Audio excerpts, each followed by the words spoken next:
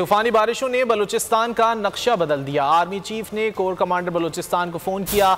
ISPR के मुताबिक general Qamar Javed Bajwa ने सैलाब के नुकसानात की मालूमात हासिल की। पाक फौज को इंतजामिया की हर मुमकिन मदद करने की हिदायत की।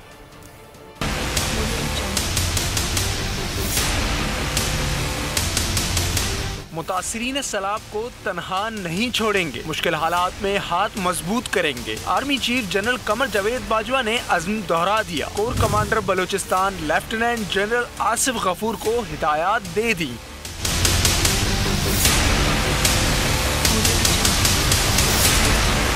ISPR के मुताबिक टेलीफोनिक राब्ते में सिपह सालार ने कहा, गैर मामूली बारिशों से बलूचिस्तान में भारी जानी और माली नुकसान हुआ। मवासलाती निजाम भी बुरी तरह मुतासर हुआ है। पाक फौज मवासलाती स्ट्रक्चर की बहाली के लिए हंगामी इकदाम उठाए। आर्मी चीफ ने मुतासरीन सैलाब की इमदाद को कौमी फरीजा करार देते हुए पाक फौज मुश्किल वक्त में सैलाब मुतासरीन के साथ खड़ी है।